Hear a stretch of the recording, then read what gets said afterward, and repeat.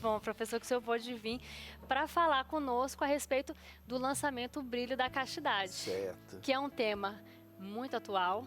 E também muito antigo, né? Porque a castidade faz parte dos 3 conselhos evangélicos, né? Obediência, pobreza e castidade. Então, já vem de muitos anos na igreja o tema castidade.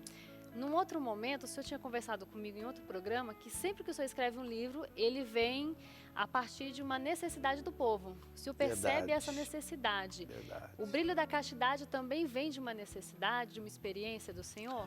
Vem. Vem porque a gente percebe hoje que os jovens querem conhecer o que é a castidade, querem viver a castidade, o jovem cristão, porque a igreja ensina isso. E na verdade vem lá do Antigo Testamento, já o sexto, né? O sexto mandamento, não pecar contra a castidade, né? E hoje a gente nota o seguinte, que a pureza é uma das virtudes hoje mais assim desprezada, mais massacrada. Verdade. A gente vê na televisão, nas músicas, na mídia de modo geral, na internet, nos filmes, né?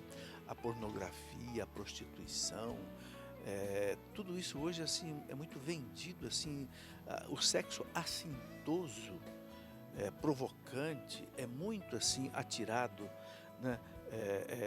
Dentro das casas, no coração dos jovens. E o jovem que se converte, ele percebe que ele não pode viver. E é uma angústia, porque ele vive no meio da lama sem poder se sujar. Então, é muito importante que o jovem, sobretudo, ele entenda a beleza da castidade. Por isso eu quis chamar o livro de O Brilho da Castidade. Até quando eu coloquei essas crianças na capa aí... Inclusive, eu tinha perguntar, né? O porquê da criança, o que tem a ver com a castidade. São 3 netinhas minhas, nós temos 3 netas e 6 netos, né? Porque... num desses estudos que eu fazia sobre a castidade, encontrei uma frase muito bonita de um autor que dizia assim, que para a gente entender a beleza da castidade, a gente tem que olhar no brilho dos olhos de uma criança. Não tem nada mais puro, né? Nada mais belo, nada mais inocente, encantador do que uma criança. Então eu quis retratar aí exatamente o que a castidade significa, essa beleza, né? Os santos diziam que a castidade é a virtude dos anjos, né? Os anjos não têm corpo, então eles não podem, de forma alguma, pecarem corporalmente. Mas eles trazem na beleza dele essa pureza, né? Então é muito importante. E hoje, como eu dizia, com esse pansexualismo que a gente está vivendo, tudo hoje muito livre, muito sexo, liberal, né? É preciso que o jovem entenda a beleza da castidade para ele conseguir viver a castidade, senão ele não consegue. Verdade. Senão o mundo devora, você entende? E esse livro, então, é essa tentativa de mostrar para o jovem que vale a pena enfrentar essa luta, né? Porque é uma luta, principalmente para o jovem, é uma luta. Não são só os cristãos que valorizam a castidade. Por exemplo, um grande exemplo que eu gosto de citar, até eu cito nesse livro, foi, por exemplo, do Mahatma Gandhi. Mahatma Gandhi, indiano, né? Hindu, não era católico.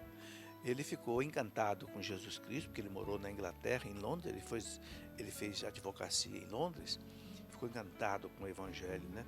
E uma das coisas que ele ficou encantado foi com a castidade que Cristo pregava, né? Tanto ele ficou tão encantado, que aos 40 anos de idade ele fez um trato com a esposa dele de não terem mais vida sexual. Nossa. Veja, a igreja não recomenda isso não, porque a vida sexual do casado é algo puro. Mas o Gandhi achava que o não viver nada de sexo era tão importante e tão bonito que ele fez um pacto com a esposa, né?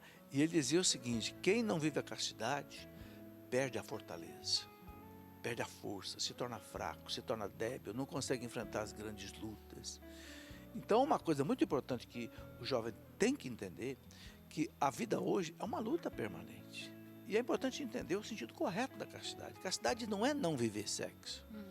Muita gente pensa, não, castidade... Não, castidade é viver o sexo no lugar certo. Foi Deus quem fez o sexo. Deus quer a vida sexual do casal. Porque senão a humanidade não cresce. Nenhum de nós nasceu fora de uma relação sexual. A não ser os de bebê de proveta hoje, que a igreja não quer que seja assim.